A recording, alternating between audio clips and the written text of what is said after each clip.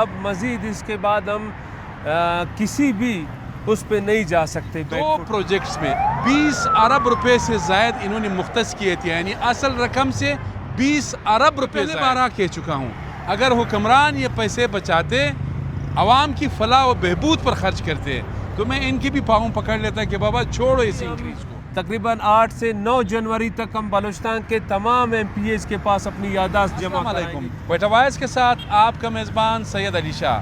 Balochistan assembly کے باہر موجود ہوں, اسمبلی چوک پر موجود ہوں. یہاں پر ملازمین رہنما جو ہے وہ میرے ساتھ موجود ہے.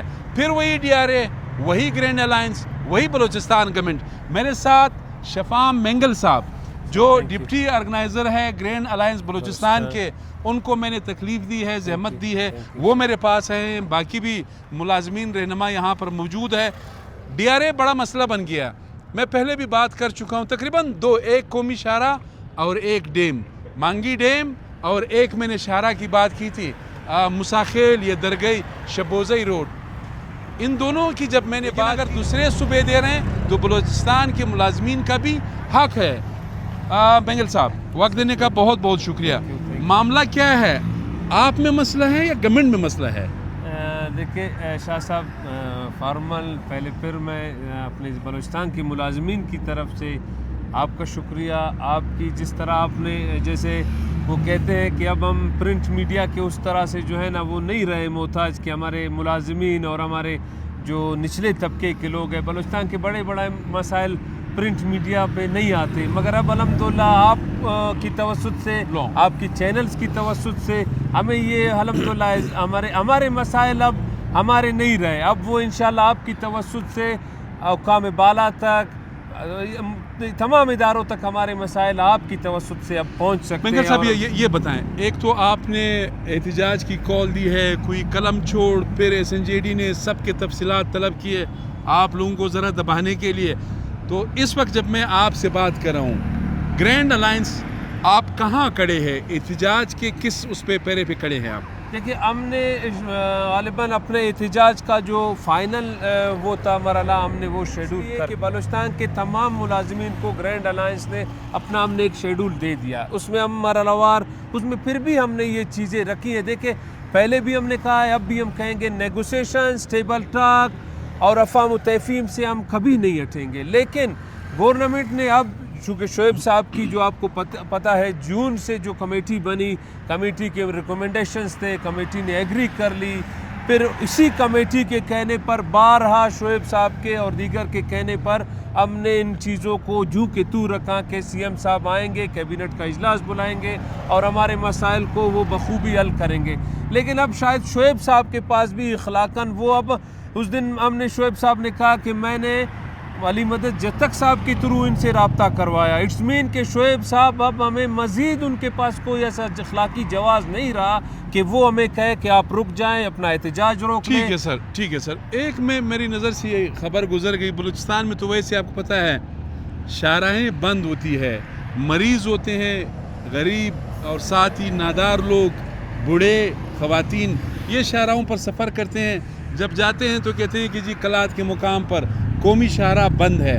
تو آپ کو پتہ ہے لوگوں کو کافی مشکلات کا سامنا کرنا پڑتا ہے.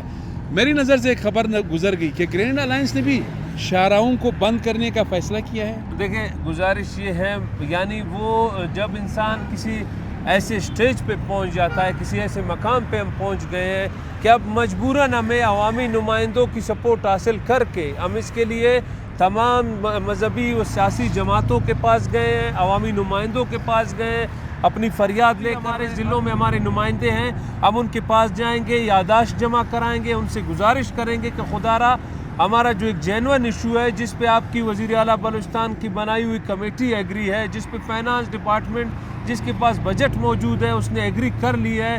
اب میں پھر کہہ رہا ہوں کہ شعیب صاحب اور ساتھی ہچکچا رہے ہیں سی ایم صاحب کو اپنے ان ریکمنڈیشنز پر عمل کرانے سے, یعنی وہ ڈر رہے ہیں. شاید میرے خیال میں مجھے ایسے لگتا ہے کہ بگٹی صاحب کا ایک ایسا مزاج ہے, ان کا ایک ایسا طبیعت ہے کہ ہمارے ایم پی ایس صاحبان اپنی جو زبان کی ہے ملازمین کے ساتھ وہ پیش کرنے سے کترا رہے ہیں. تو کہنے کا مقصد یہ ہے مجبوراً وہ بھی ہم نے صرف لمیٹڈ ٹائم 12 سے 2 بجے تک کے لیے وہ بھی یعنی فائنل مراحل کے पहुंचने पर हम ये एक इकदाम उठा रहे हैं कि 2 घंटे के लिए हम शाहराहों पे एक तो मेरी इस स्क्रीन क्वेटा वाइज का जो स्क्रीन है इसकी तवस्सुत से आप ग्रैंड अलायंस से ये मेरी गुजारिश है कि शाहराहों को बंद न करें। बलूचिस्तान के लोग बहुत ज़्यादा परेशान हैं। मैं जब आपकी बात करता हूं तो मैं बलूचिस्तान का जो एक आम बासी है उनकी भी मैं बात करता हूं। मैं सिर्फ ये रिक्वेस्ट कर रहा हूं, हम आपके साथ हैं। आपकी जितनी भी जेन्युइन डिमांड्स है इंशाल्लाह हमारे फोरम से आपको फुल सपोर्ट मिलेगा। लेकिन लोग डिस्टर्ब होते हैं। जो जहाज़ का किराया है वो 60,000 है, 70,000 है। लोग सफ़र नहीं कर सकते हैं, अफोर्ड नहीं कर सकते हैं। तो शाहराहें बंद करना मेरे ख्याल में ठीक नहीं होगा। इस पे थोड़ा सा मैं इस आपके बल्कि आपने हमारी आवाज़ है। देखिए मैं ये खुशामद वाली बात नहीं है। आप भाई हो, जिस तरह से शाह साहब आपने हमें सपोर्ट किया है सोशल मीडिया बिना किसी लालच बिना किसी गरज के, मुझे तो इस बात की खुशी भी है कि आपने कहा मज़े की बात है कि मेरी फैमिली में कोई गवर्नमेंट मुलाजिम है ही नहीं। पूरे फैमिली मेंबर्स में एक होगा या ना होगा वो भी मुझे पता नहीं कि वो किस महकमे से है। बाकी ये आपकी जो इंशाल्लाह तजवीज़ है इस पे गौर करूँगा ख़ुद भी और अपनी कोर कमेटी के इजलास में इसको डिस्कस करूँगा। लेकिन एक गुजारिश आपसे भी करूँ, जो आपने पहले भी हमारा काफ़ी साथ दिया है मुलाजमीन का, सिर्फ ये गुजारिश है कि सीएम साहब रात को पहुँच चुके हैं। सीएम साहब को आपकी चैनल की तवस्सुत से, बलूचिस्तान के तमाम MPs से, बलूचिस्तान के तमाम मिनिस्टर से, तमाम पार्टियों से ये गुजारिश कि हम कतहन ये नहीं चाहते कि हम किसी आवाम को, अपने लोगों को सफ़र कराएं, रोड बंद करें, ऐसे इकदाम उठाएं कि जिससे हमारी आवाम को तकलीफ़ हो। अब भी हमने आपने देखा है कि हॉस्पिटल्स में हमने अगर लॉकडाउन की है भी हमने लिमिटेड लॉकडाउन किए हैं, अगर हमने दफातर में लॉकडाउन किए वो भी हमने इस तरह से कि अपने आवाम को ज़हमत और तकलीफ़ नहीं दी और मुकम्मल लॉकडाउन वगैरह की तरफ नहीं गए। इसके बावजूद कि हमें चीफ सेक्रेटरी साहब की तरफ से लेटर जारी हुए, कोयटा कमिश्नर की जानिब से हमारे वारंट्स जारी हुए, इसके बावजूद भी हम ये ऐसी बात नहीं है कि ये कहने की बात है अगर इन अरबों से हम पीछे हटते या डरते इससे मजीद मुलाजिमीन के हौसले बुलंद हुए। हाँ, ये इंशाल्लाह आपके उस पर गौर भी होगा, कोर कमेटी के इजलास में दोबारा इजलास बुलाकर शाहराहों पे गौर होगा। लेकिन सीएम साहब आ चुके हैं, आपकी तवस्सुत से ये गुजारिश है कि खुदारा हमारे जेन्युइन जो मसला है, जीनन जो मसला है, हमारे इस मसले को हल कर दे ताकि नौबत यहाँ तक आए ही ना। हमने इसलिए इसमें लिमिट भी दी है, डेट भी दी है। आपका बहुत शुक्रिया मंगल साहब, आपने बहुत तफसील से बात की। मुलाजमीन का मुकदमा यहाँ पर हुक्मरानों के सामने, अवाम के सामने आपने रख दिया। देखिए ये बिल्कुल क्लियर बात है। DRA ज़ाहिर है बलूचिस्तान के मुलाजमीन का हक है। आप अगर एक प्रोजेक्ट का जो एस्टिमेटेड कॉस्ट है वो 10 अरब से 30 अरब रुपए करते हो, आपको वो रोकना चाहिए।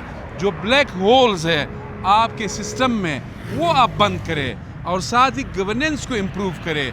जो इधर उधर के आपके फंड्स जाते हैं वो आप रोक दें।